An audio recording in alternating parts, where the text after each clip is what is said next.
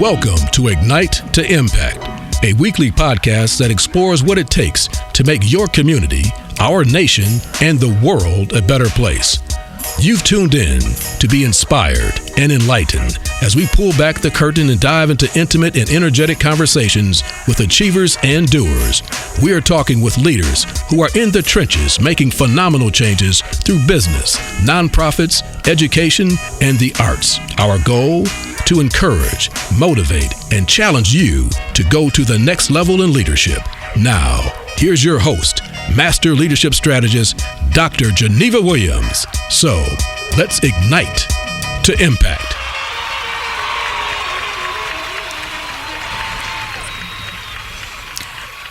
Hi there.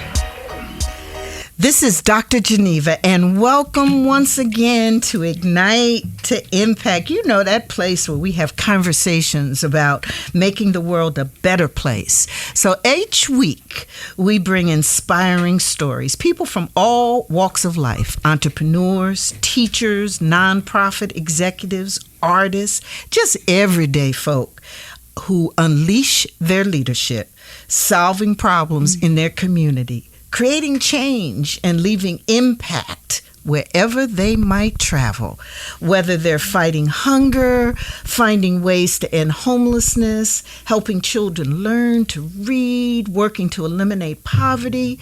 They may be working as educators, working to help solve race relations, transportation, crime.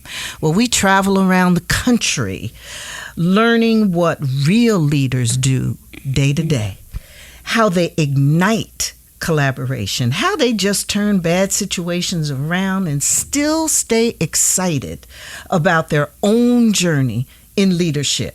And so we'll discover how these leaders build legacy to create everlasting impact. So, you know, I just can't tell you how excited I am with this conversation we're getting ready to have here. So I just want you to get real close to your listening device and join in this conversation. And I'm talking to someone who was born in Detroit, but really is nationally known, worldwide known, Jessica Care Moore. She's the CEO of More Black Press, executive producer of Black Women Rock, and founder of the literacy-driven Jess Care Moore Foundation. She is an internationally renowned poet, playwright, performance artist, and producer, and she's the recipient of the Alan Locke Award from the Detroit Institute of Art, which is a extremely prestigious recognition. Her poetry has been heard on stages like Carnegie Hall, the Lincoln Center, the London Institute of Contemporary Art. She's performed everywhere. In fact, she's performed on every continent. And she just believes that poems belong everywhere and to everyone. Now, she first came to national prominence when she won on the legendary It's Showtime at the Apollo competition. Now, you know, she broke that record 5 times in a row, winning it. So, you know, she's all that. I could go on and on. She's written books. She's written poems.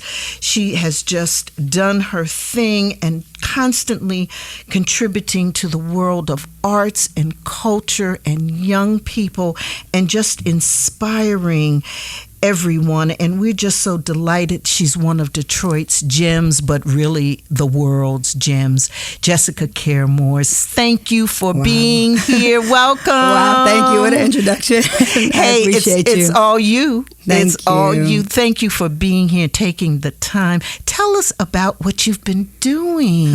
I've been busy the last 25 years. Yes. You know, my craft is poetry, so I'm always working. I'm currently working on my 5th book, We Want Our Bodies Back, which is a homage to Sandra Bland, the woman that was killed in the Illinois jail.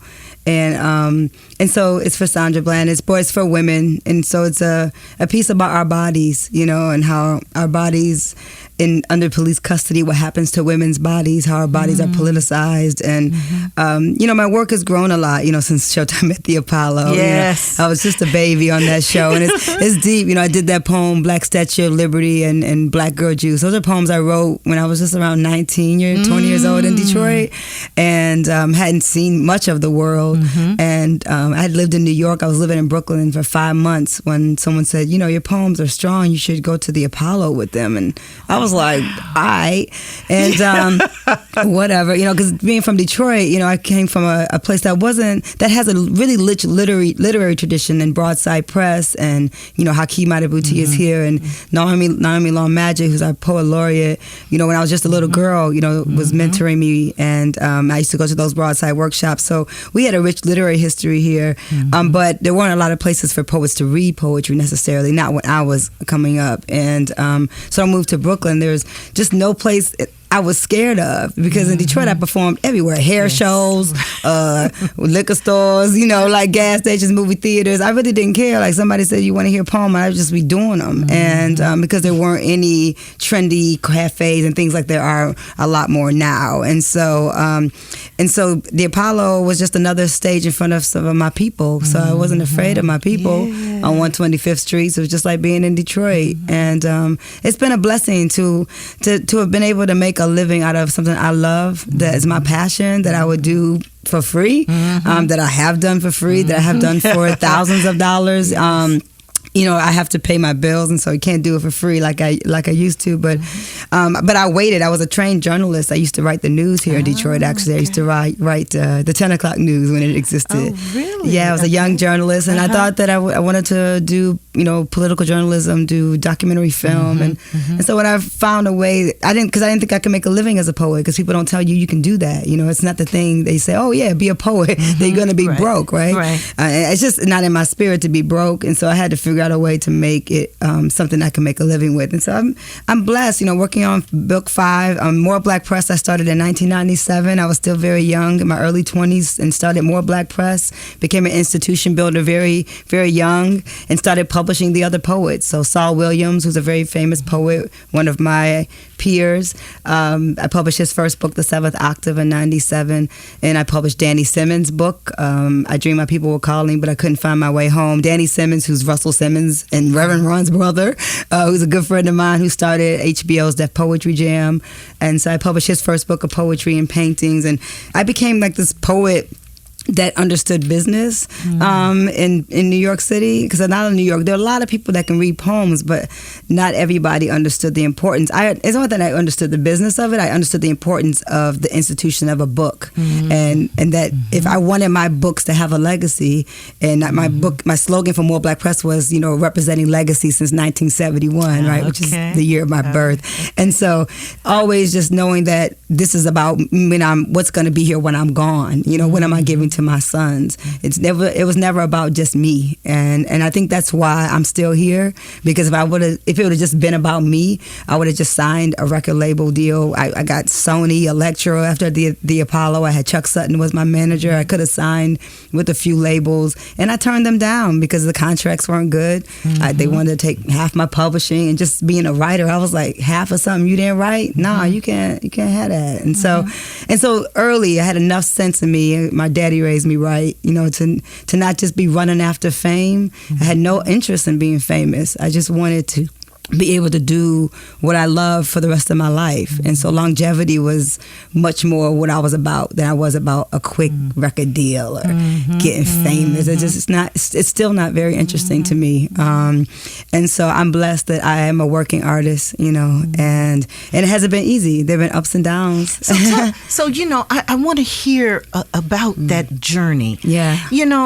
Tell us about, there are many people who are listening to us who are really just, who want to hear about the journey that you've been on, and not all necessarily the star bright part of it, but so tell us one or two challenges that really perhaps impacted you, something that perhaps, set you on this path? Absolutely. I mean, the thing that propelled me into moving to Brooklyn by myself, at 22 years old, I was up for a full-time news writer, weekend and producer job at Channel 50 at the time in Michigan. And that's a dream job at 22 when you're a journalism student. And I was just out of back-to-back internships with them, and they didn't know what to do with me except hire me.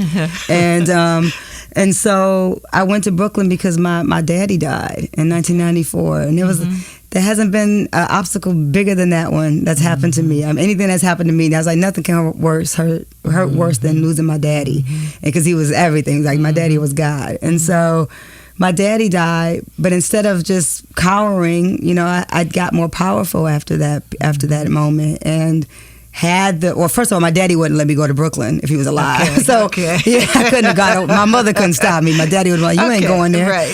But that very difficult moment in my life was the thing that propelled me to become more fearless and to go on faith and move to Brooklyn by myself. And those poets that I read about in the Nuyorican Poetry Aloud and the Nuyorican Poetry Cafe and the places I heard about in New York City, I was like, those people should know who I am too. I want to be a part of this conversation. And so I went there with my last check from Channel 50. It was only like $700 and some dollars.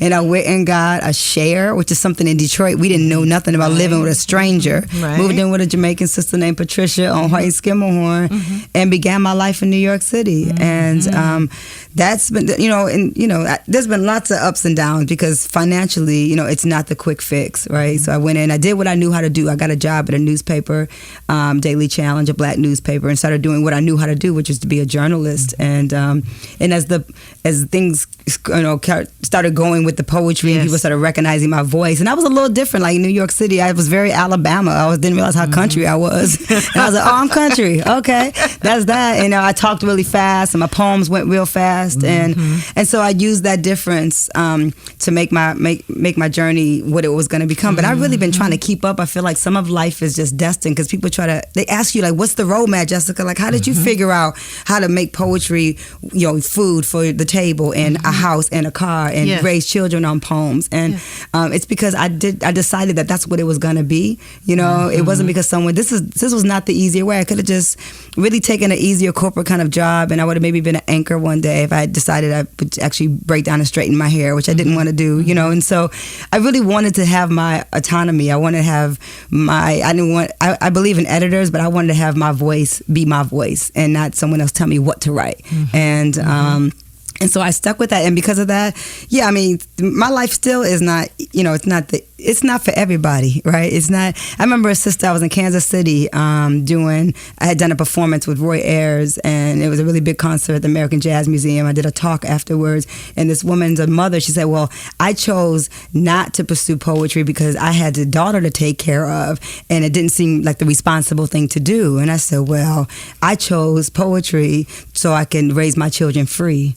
And so I chose not to go after a regular job once I realized I could make a living doing this work so that I could continue to raise my children in a free space so I can go travel when I feel like it.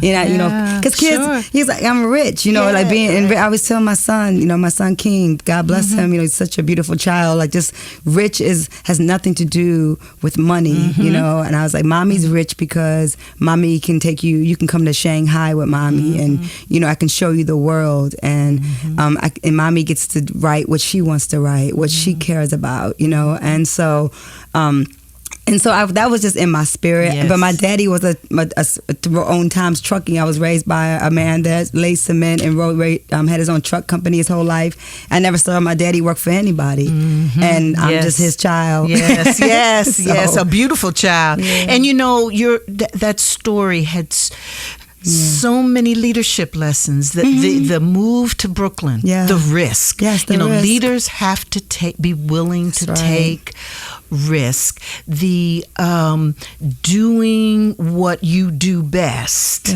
Putting that in center place is an important lesson. And then the knowing your purpose and living your purpose. Again, another important leadership lesson, and so your whole life is just filled with Wonderful leadership lessons and strategies. So tell us now. So I had asked you before. I noticed that whenever you look at your biographies online, you read all the wonderful accolades and things that have been written about you. Jessica Care Moore. The J in Jessica and the M in Moore are small letters. Everything's small letters. And then the Care, which is the middle name, the C is capitalized. Absolutely. So I know there's a story, Jessica, behind that. So you know you got to share that. A deep one, but it's all right. Just share it. It's a story. But the J and the M are being lowercase is a homage to Bell Hooks, one of my favorite writers, and Asha Bandeli and Dreamhampton, two fellow writer friends of mine and activists, and amazing women. Also do the same. And so Bell Hooks was one of the first Black womanist writers besides Alice Walker that I got a hold of when I was around, I was young, like 8th grade maybe. And they rocked my world. And so it was just my saying, and Care was a name that I got from, as a nickname I had from Wayne State. I was an activist there. My best friend Ken Jones used to call me Care Bear. He said, "Oh, Care Bear, you want to save everybody. You want to save the planet. You want to save the people, And so he used to make fun of me. So Care was a nickname. And I decided to just put it in the middle. And when I went on the Apollo, I couldn't really hold back. Because when Steve Harvey asked me my name, I said Jessica Care Moore. And that was pretty much a wrap after that, And people, that's when I realized people would come up to me. It's like, "Are you Jessica Care Moore?" And I'd say, "Oh, they saw me on Apollo?" Because, So but it was a homage to Bell Hooks, one of my favorite womanist writers. And so, because I don't really consider myself a feminist, and so I didn't, but I do consider myself a womanist. And I found more power in that because I was raised around such strong Black men. And I have comfort levels with brothers that are imperative. That's why I'm the mother that I am to my sons, and it shaped me. And so I think there's balance when you're talking about Black community. It just, to me, the balance of the Black man and the Black woman, and how that informs our decisions. It's just a little different than when you're a white woman. And in the white feminist movement, I just take issue with a lot of things that happen because it's that's the difference to me. And so, and so Belle, just one of my favorite writers still. Okay, all right. So that's it. Okay, Care More, because you do. So tell us about your foundation. You've got a foundation, and it's all about literacy. Yeah, the thing is, I've been doing. You're doing all this work as an activist, and you realize at some point maybe I need to put something behind, put a name next to it. Because you're just doing the work. And so, Just Care More Foundation. Right now, the biggest thing we're doing is helping my son with his Night Arts Award. My son, King Thomas Moore, the youngest Night Arts winner, and so because I've been in the schools and doing literacy work, I've been in jails and prisons through the Just Care More Foundation. I've worked for like 7 years in Kansas City in the juvenile detention centers with prison performing arts, developing curriculum around poetry, using literature to get in women's prisons as well. I've been in prisons and Maximus. I've been in Rikers, which is I'm so happy is going to be closing soon, God willing, and.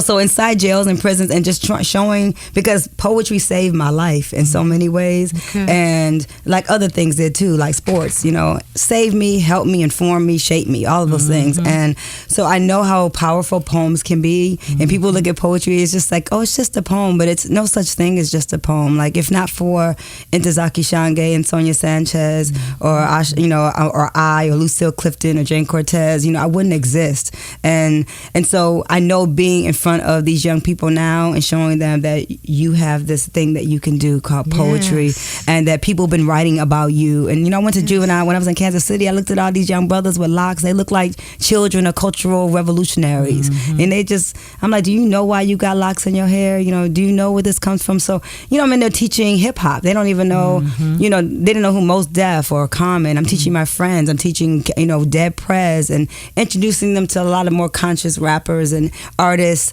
that they don't know who they are. And so I've been in the middle of a lot of those movements. In New York, I was in the 90s hip hop scene. In Detroit, I was a part of when Proof and Jay Dilla and everybody in the hip hop shop and Maurice Malone. I was a part of that world. And then New York City, I was on the black rock scene, and that's why I got to know, amazing people like Greg Tate and Vernon Reid and these real innovative new musicians doing experimental work with music that I had never really heard of. And I met all these incredible sisters, Imani Azuri and Timur Kali, and later in Atlanta, Joy and Divinity Rocks. And I mean, Black Women Rock just came out of me being what I consider myself a void filler.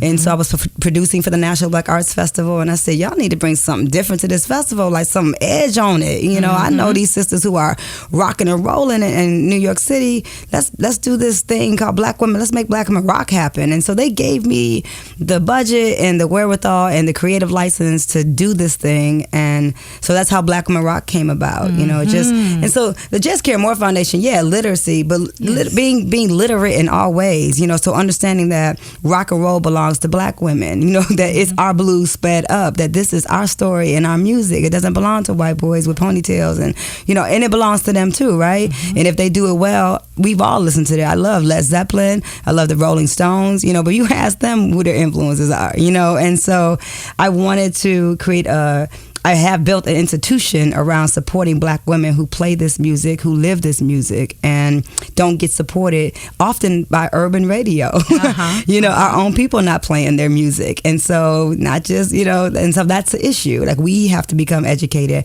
about the plethora of music genres that we represent and the culture we create. And so, yeah. So how do, when you lay out all this awesomeness for young people, how do they react? What's their reaction? I mean, it's been amazing. I got, tomorrow I got 42 students going down to the City Council building to get Spirit of Detroit Awards. Congresswoman Brenda Lawrence just gave my students recognition awards, and so I'm dream directing at Western International, and I have what I call what's called a dream team. Like, I work with a nonprofit, the Future Project, and I told them no at first, because I didn't think I had time to do this work, but I love the work. That's why I'm tired. I came in and said I'm tired. Well, because I got 42 students at Western International that I love that don't know not to text me on the weekend, and so it's extraordinary. My dream team produced one of the first, biggest, baddest Black History Month programs, and I'm talking about I got Arab students, Mexican students, Asian students, and Black students, and had them all involved in the Black History Month program. Didn't matter where you were born or whatever culturally how you saw yourself, and they were amazing. But this one sister, Asia Anderson, really great young poet on my team who just graduated, read my poem Black Statue of Liberty better than me. And I took her to meet Sonia Sanchez when she was here, and meet Baba Hakeem Madabuti, and she's just when I got that invitation to her graduation, I cried. She said, Jessica, you won the class. I just met Asia this year. She said, when you're the most influential people in my life. So I'll cry. Right. But I love my students. So is that why you do it? Is that must be... That's the only reason I do it, because I don't have time to do it. Yeah, but see, this is what I was going to ask you. All over the world, you're a performer, you're an artist, you're doing all these things. You're writing books, you're writing music, you got albums, you're doing all of this. Where do you find the time? But let me not ask where do you find the time. Why do you find the time? It's all based in love, It's like how do you not find? My son, just left the Magic store, and after this interview, he's about to pitch a baseball game. And people looking. I'm a single mother. I have community. I have community, and my mother is here. That's the only main reason I live in Detroit. It's because my mother is here, and other than that, there's not a lot of support. And my mother can only do so much because my schedule is not even a normal mother schedule because my son is in so many activities and also has a performance schedule. And so I just don't think about it too much. If I thought about it, I might get overwhelmed. And I do believe in self-care. So I do. I just got back from Belize. I was in Central America. So I take vacations and I have to unplug sometimes. But it's I've been on 200 since I was born. I was always a multitasker. And so I could do a lot. That's why I'm the poet out of all the poets in New York that decided to publish the poets in New York. Anybody else might have, could have, did it. And there's actually a couple anthologies that I'm like waiting for somebody somebody else to do it, and they're not doing them. So I'm about to do the anthologies that I want to do, and so. I think that if somebody, the reality is that I know I'm on the path I'm supposed to be on, so I don't fake like I don't know. Like I know I'm on the path I'm supposed to be on, and I'm just sharpening my sword at this point, and I would like to work more easily. I try to do less shows for more money now. Just people, and I love my city, but I get paid less here than anywhere else on the planet. So working on Detroit people understanding that I do make a living everywhere else. But I get very high, just naturally high from making work and making new creative work, and so my imagination is always moving, and so that's a blessing. So what advice would you give to particularly young, emerging leaders, young people who are kind of just starting or just beginning their leadership journeys, who want to do their thing, want to be successful, whatever it is, but really also are interested in giving back like you do. What would you advise them? I would say, first of all, giving back is a part of your job, and that I'm giving back because somebody gave to me. And the Last Poets put me on a tour in 1995, just a baby. The Last Poets took me on a tour. Sister Griots put me on a tour. These sisters out of Howard University said, "Oh, hey, come on, baby, you're going to open for us at this university." And so someone did it for me. Someone did it. And so I'm doing it for them, and that you get that back. So there'll be moments where I'm like, Jessica, you're not getting, you could be, why aren't you getting this work? And why aren't people calling you? And then I get that other call that makes up for the 5 calls I didn't get. Right. Okay. And so, so giving back is a part of it, that you get back what you give. Okay. So it's not separate from what you do every day, or you incorporate, you integrate. It's a part of the work. And if you don't love it, don't do it. Yeah. Okay. If you don't love it, don't do it. There's a lot of miserable people in traffic every morning trying to get to somebody, to work for somebody that they don't like. And I would say work real hard to not make that your life, and that you are brilliant, and that you have everything, that you were born with everything that you need, and that it's an old saying, but it's the absolute truth, and don't be around people who are more successful than you and smarter than you. I'm always around my elders. My friends are in their 70s. I keep friends that are nice and grown, and it helps me because it reminds me that I'm still young when I'm feeling old around these high school students, But I definitely have even my girlfriends that I hold dear. There's sisters there in their 50s and their 60s, and they just have a different level of wisdom. Because peers, it's not about competition. So your competition should be yourself. I'm always competing with my last book. We Want Our Bodies Back has to be better than Sunlight Through Bullet Holes, because each time I'm becoming a better writer. And so never worry about what somebody else is doing, and copyright and trademark. I've been stolen from a lot, and so copywriting and trademarking is important as well. So you don't want that fight if you can avoid it.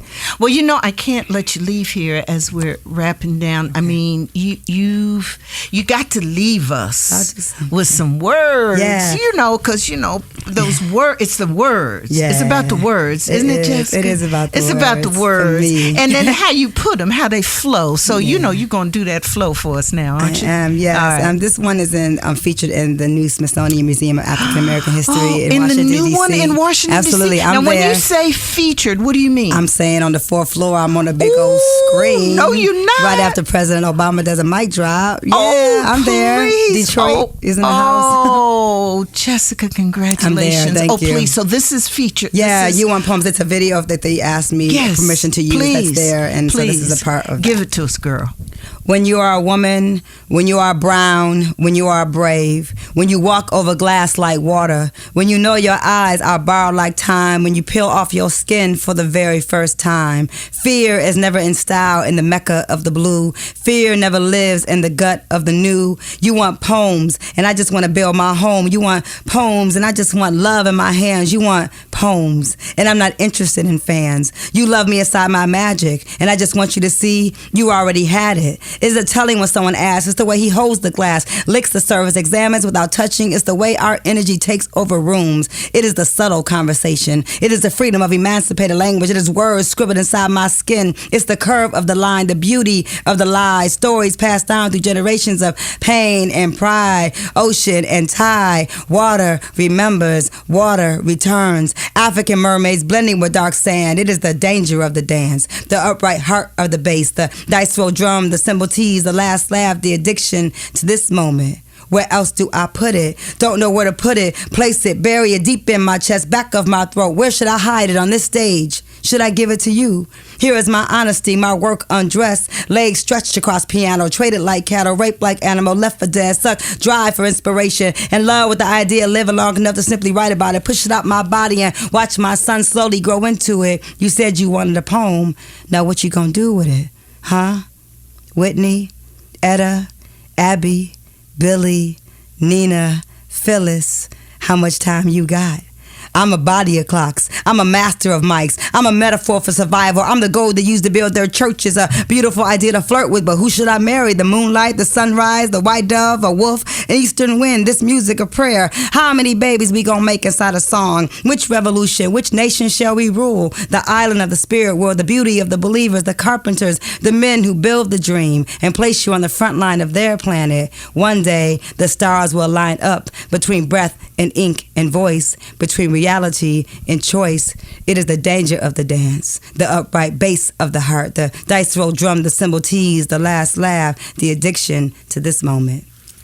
So that's it. You Jessica Care Moore. Oh my God. And that's on the album with Jose James and Roy Ayers is playing vibes on that song. So girl, yeah, Black Tea, The Legend of Jesse James. That's the album. Thank you so much. I mean, brought to you straight live. If you haven't been down to DC to go to the museum, the African American Smithsonian Institute Museum, you can listen to this conversation with Jessica Care Moore and just get a taste of what all that beauty and awesomeness is. Thank you so much for all you do, for the words you bring, but most of all, for what you do and inspire for our next generation of leaders. Thank you for making a difference in this world. Thank you for being on Ignite to Impact. I'm excited. Yes, thank you. Thank you.